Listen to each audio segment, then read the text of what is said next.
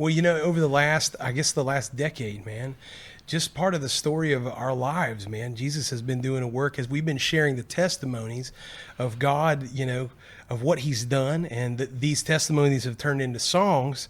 But as we would share the story behind the song, we would just see God move in a really special way. And Jim has been our manager for the better part of 20 years.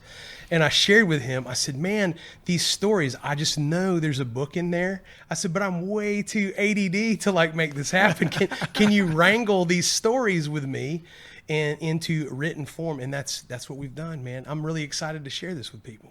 Well, there are a number of stories that have affected your group that have been part of the band. And I think, one of the stories, and I'd like to get your take on it because it actually involves, and you include this in the book, the situation involving your brother, Jay, who is also part of the founding of Big Daddy Weave, is obviously with the name of the band. So, we almost lost him. It was so close, 48 hours away from losing him. My brother has dealt with diabetes for many years of his life. The doctors were trying out a medication on him, which was successful in bringing down some levels of his, but it was also inhibiting blood flow.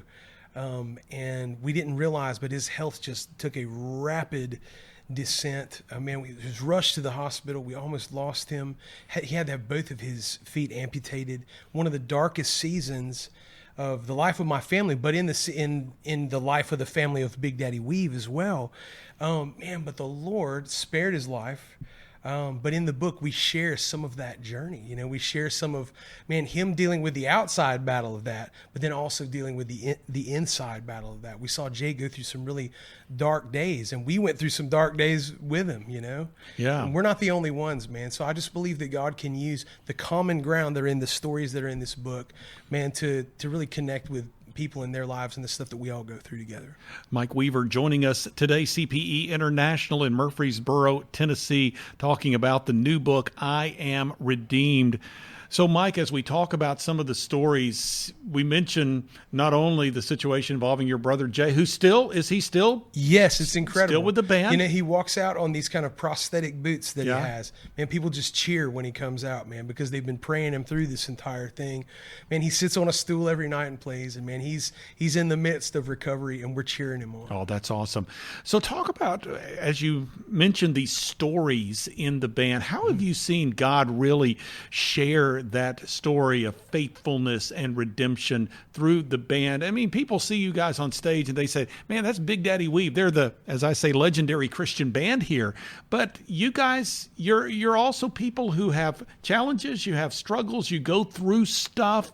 So talk about what you bring out and how you've seen God work through that and bring you out on the other side. Amen. We can't write a whole lot of songs about our faithfulness in this situation, but every song that we write is rooted somehow in the faithfulness of God towards us.